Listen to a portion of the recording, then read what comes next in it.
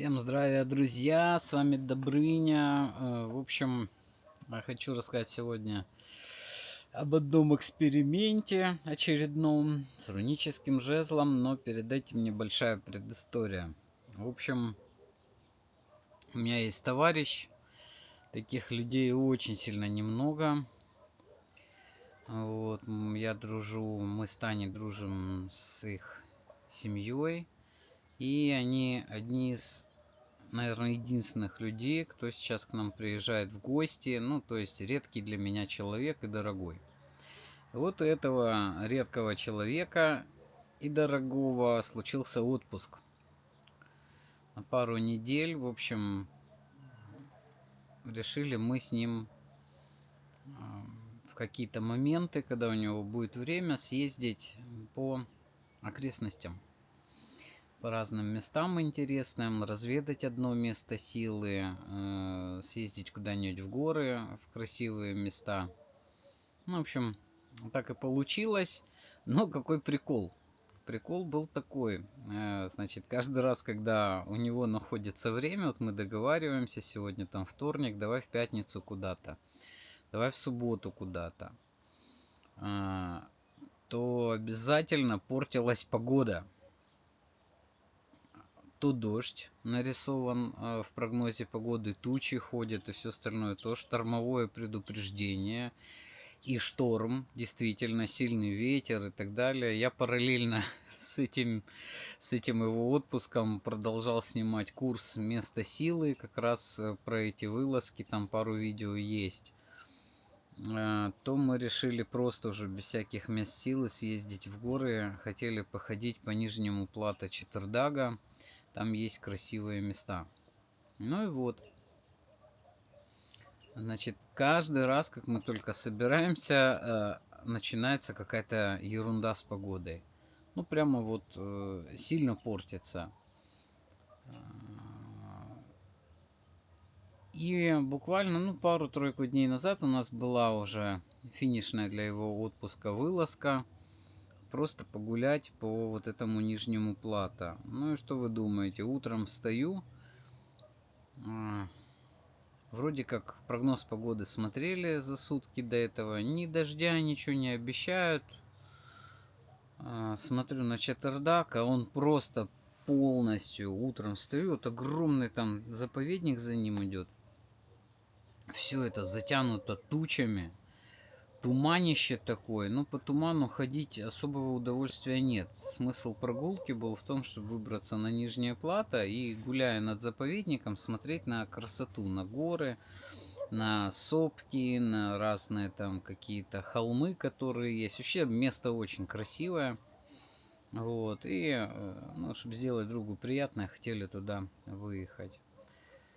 Ну вот, в общем, это была уже третья ситуация с плохой погодой. В первых двух вообще не хотелось вмешиваться, какие-то руны рисовать и так далее. Ну, я рассматривал, мы ездили по местам силы, в двух местах силы были. И не хотелось никаких как бы магических подвигов совершать, влияющих на погоду. Почему? Потому что, ну, это были такие вызовы своеобразные. А тут вроде бы простая прогулка и опять какой-то подвох со стороны природы. Ну что, все, что я сделал, я взял рунический жезл, свою версию, как раз вот этот вот первый, который у меня был. Это самый первый рунический жезл. И нарисовал, он уже у меня тоже был на разных местах силы, освещался в лабиринтах каменных, которые там есть, и в моем, который около дома я построил. И, в общем, я нарабатываю его силу, беря с собой в путешествие. Благо дело вещь компактная, в карман положил, и все, радуешься жизни. Никак не мешает.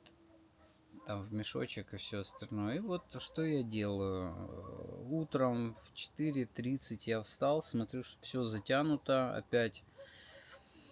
Никакого просвета, туманище. Ну, пойти в туман, там ничего не увидеть и просто отсыреть, как говорится. Ну, особо желания нету.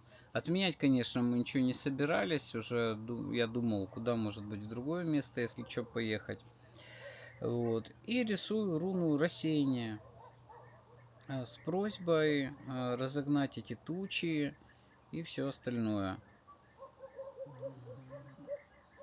Что происходит? В течение получаса туман не рассеивается полностью, но что-то как-то вроде как даже вершинки гор появились. А было затянуто вот сплошная стена, только близлежащие к нам холмы видно. А горы вообще закрыты были. Вот, ну, он густой был. Что мы делаем? Приезжает товарищ, садимся в машину, едем. Приезжаем на место. Заходим в лес. И когда заходим в лес, делаем подношение местным духам. Я делаю подношение царю леса и гор этой местности, выкладываю сладости, там выпечку. И мы идем. И что вы думаете? Вот мы через этот маленький лесочек проходим наверх, идем. И туман начинает рассеиваться, и прекрасно видно и заповедник, и все, что вокруг. Мы там фотографируемся, всяких красот на фото. Я, кстати, выкладывал ВКонтакте. Вот. Такие в формате полароида. Что-то меня на ретро потянуло. Какое-то время, видно, буду публиковать фотки в таком формате.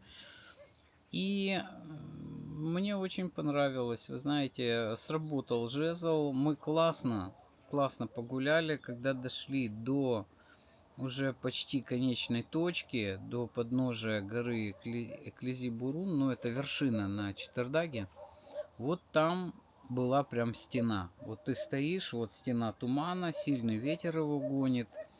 Даже заснял, потом мы отходили, как туман над заповедником, вот он идет, превращается в облака, его закручивает, и обратно они идут. Ну, я на видео сейчас выложу, посмотрите, разглядите, нет, вот маленькие облака, они идут, а потом раз и обратно. Как получилось, в общем. Но насчет прогулки все вышло, мы здорово погуляли, там несколько часов. И благополучно вернулись. Хотя, казалось бы, что даже солнце проглядывало ближе к конечной точке, к пиковой. Товарищ нашел подарок. На одном из мест он нашел такой дырявый камень большой. А я ему посоветовал забрать его себе, потому что он делал там подношения. И потом где-то минут через 15 ходьбы мы нашли, ну он нашел, увидел этот камень. Это камень, через который можно попробовать увидеть горных духов, которые населяют эту местность. Естественно, это не просто так приложил, это нужно в состояние особое входить. Вот. Но, тем не менее, он свой подарок получил. Я говорю, ты, ну, так он смеется. Я говорю, бери с собой этот камень, пригодится. Вот. И смеется чего? Ну, он не сильно там как бы, он в магию верит, конечно, но не так, как я. И ну, для него камень с дыркой это, конечно, событие. Ну, типа, когда говорят, бери, будешь духов разглядывать. Вот. Но, тем не менее, подарок такой классный он получил. Ну, вот на фото. В общем, интересно сходили, я доволен жезлом. Мне в подарок я взял корягу, очень классную. Она похожа на такой искривленный посох. Сейчас на видео увидите. Посох в форме то ли дракона, то ли змеи. Взял я его на очень-очень ветреном месте. Как раз вот там вот на границе тумана и нормальной погоды, на ветреном таком выступе. И сейчас он у меня лежит, подсыхает. Думаю, чем его укрепить, потому что дерево такое уже сухое и короедом изъеденное. Есть наметки, как его укрепить. сделаю где-то вот, ну пусть посохнет, еще полежит. И будет у меня такой посох ветряной. Попробую сделать из него. Нанесу руны или нет, не факт. Сам не знаю пока. Достаточно, может быть, этой коряги, но как посох он достаточно удобный. Я ходил с ним, и опираться можно, и все остальное. Единственное, что, конечно, надо чем-то пропитать, чтобы он покрепче был. Ну вот, займусь этим вопросом. Ну, такие вот дела, такие интересные события. Руна рассеяния. Оговор на то, чтобы туман рассеялся и ничего не мешало нашей прогулке. Все сработало, получили удовольствие. Ну, такая вот бытовая магия с подношениями, приключениями, подарками и всем остальным.